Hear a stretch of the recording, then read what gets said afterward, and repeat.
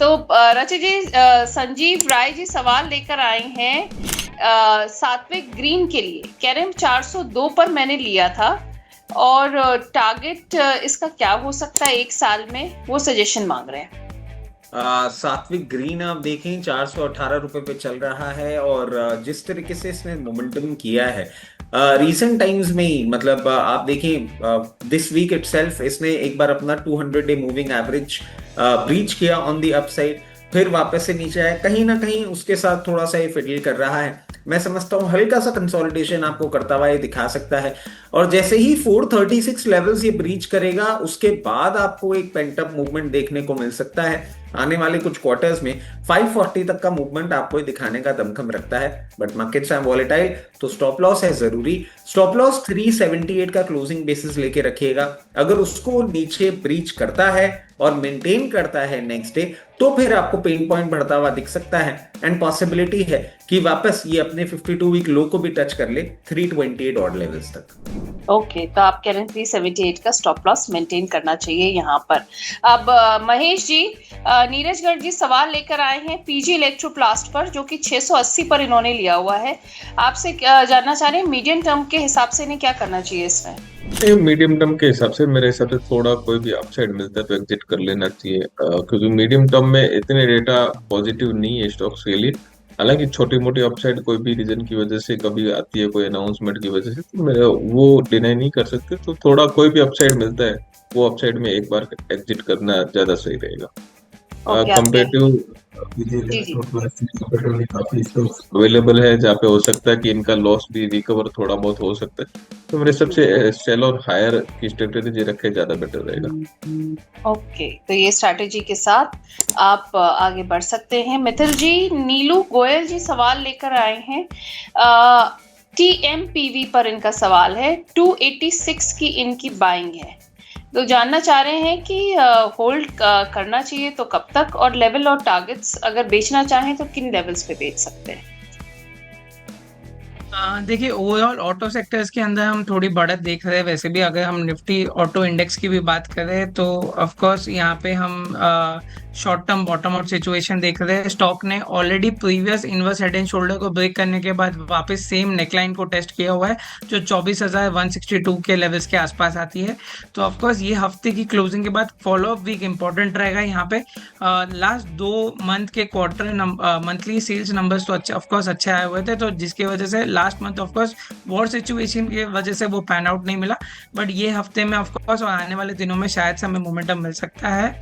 और टीएमपीवी की बात करें तो टीएमपीवी में भी सिमिलरली हम एक्सपेक्ट कर रहे हैं कि जो हिसाब से इसने मल्टीपल सपोर्ट के यहाँ पे 298 के यहाँ पे सपोर्ट लेके रिवर्स हुआ है, पॉसिबली ये पूरे रैली का 61.8 रिट्रेसमेंट भी है, जो 141 रुपीज से लेके 700 रुपये तक के बीच का है, जो 61.8 रिट्रेसमेंट जोन है।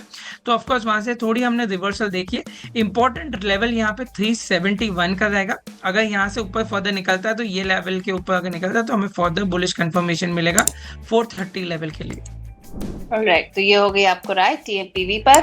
रचित जी, ग्रीष्मा पालेवाल जी सवाल लेकर आई हैं आपके लिए और कह रही हैं रचित सर से मेरा सवाल पूछिए कि क्या मैं अभी इनमें से कौन सा खरीदूं, एनसीसी या पीएनबी, कौन सा बेटर है और किस प्राइस पे खरीदना सही रहेगा।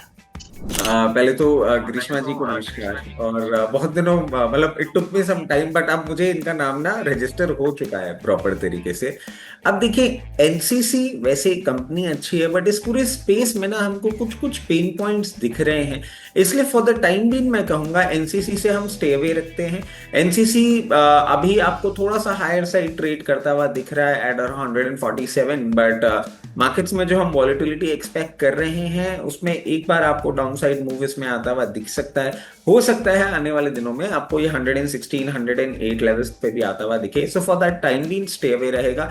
पीएनबी को अगर हम देखें तो इसने प्रैक्टिकली पार्टी में पार्टिसिपेट ही नहीं किया था, जिस तरीके से पूरा का पूरा पीएसयू बैंकिंग स्पेस और बैंकिंग स्पेस ने भी पार्टिसिपेट किया था।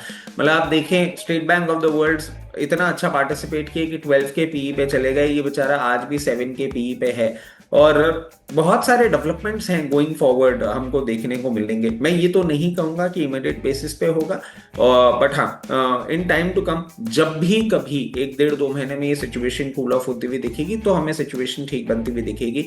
अराउंड 104 रुपीज पीएनबी दिखता है, वहां से आप एक स्टैगर्ड मैनर में बाइंग चालू कर सकते हैं और 100 रुपीज तक बाइंग करते रहिएगा। बहुत ज्यादा डेंट नहीं इसमें हम देख पा रहे हैं। एक चीज मैं जरूर ऐड करना चाहूंगा मैम, और क्योंकि ये आप मान लीजिए फॉर्चुनेट बात है या अनफॉर्चुनेट बात है, I am continuously going through all the news, मतलब अल जजीरा, रॉयटर्स और सब खुले हुए हैं। एक अपडेट जरूर आया है और ये मैं समझता हूँ थोड़ा सा फैसिनेटिंग हो सकता है जियो पॉलिटिक्स के हिसाब से।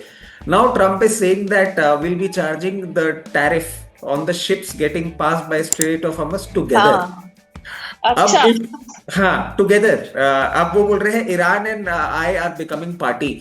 अगर ये होता है मैम तो देखिए इसमें एक और डेवलपमेंट हो सकता है, जो ट्रम्प साहब पिछले 2 हफ्ते से सबको बोले जा रहे थे प्लीज प्लीज प्लीज आओ मेरे साथ और हम साथ मिलके लड़ाई करेंगे, वो नहीं होता है तो we have 7 such kind of straits which are available around the world, और उसमें से एक स्टेट ऑफ मलाना तो इंडिया के बहुत हद तक एक प्रोफिशिएंसी में है। अगर ये स्ट्रेट स्टोरी नहीं चालू करना चाह रहे हैं ट्रम्प साहब तो फिर से जियो पॉलिटिक्स में कुछ ना कुछ क्राइसिस तो जरूर बनती हुई दिखेगी, because till time I believe Trump साहब is there on the chair हम लोग को पढ़ने को, सीखने को और बातें करने को बहुत मौका मिलने वाला है। बिल्कुल, लगता तो ऐसा ही है। और रची जी के साथ हम पूरी जियो पॉलिटिक्स पर और नज़र पक्की बनाए रखेंगे। अब महेश जी, यहाँ पर सवाल है नीरज गर्ग जी का। बजाज फाइनेंस इन्होंने खरीदा है 952 पर। आपसे जानना चाह रहे हैं मीडियम टर्म क्या करना चाहिए इन्हें? मीडियम टर्म में इतना कुछ पॉजिटिवनेस अभी नहीं दिख रहा है, हालांकि डेटा थोड़े से पॉजिटिव आए हैं। थोड़ा सा व्यू आपको लॉन्गर टर्म करना पड़ेगा, तब जाके मेरे को लगता है कि आपके भाव या उससे ऊपर थोड़ा सा गेन मिलेगा। व्यू थोड़ा सा 9 से 12 महीने कर लीजिए, हो सकता है कि स्टॉक्स वापस आपको 1050 से 1100 की रेंज वापस बताते हैं, तो होल्ड करिए। स्टॉक्स बढ़िया है, नंबर्स भी ठीक ठाक आए हैं, थोड़ा व्यू लंबा रखो, मेरे हिसाब से आपके भाव से ऊपर जरूर निकलेगा। बिल्कुल, व्यू थोड़ा लंबा रखिए यहाँ पर। अब मिथिल जी, शादाब जी सवाल लेकर आए हैं कॉनकॉर्ड बायोटेक पर। कह रहे हैं कि कॉनकॉर्ड बायोटेक इन्होंने खरीदा है 1100 पर। आपसे सलाह जानना चाहते हैं कि क्या करना चाहिए इसमें। देखिए, स्टॉक ऑलरेडी अगर हम देखें तो पूरा स्टॉक जब से ये लिस्ट हुआ है 900 रुपये से लेके 2600 रुपये का, वापस ये पूरा का पूरा स्टॉक ऑलमोस्ट करेक्ट हो चुका है। तो यहाँ पे इम्पोर्टेंट अभी के लिए ऑफकोर्स हम थोड़ी पॉजिटिव डाइवर्जेंस देख रहे हैं, शायद से शॉर्ट टर्म पुल बैक देख सकते हैं, बट अभी भी ट्रेंड क्लियर नहीं है यहाँ पे बाइंग का। तो थोड़ा वेट एंड वॉच पे रखा जा सकता है ये स्टॉक को। अगर बाय है ऊपर के लेवल्स पे तो इमीडिएट हर्डल 1200 रुपये पे आएगा। अगर उसके ऊपर निकलता है तो फिर हमें आगे देखना है कि ये स्टॉक कैसे पैन आउट करता है।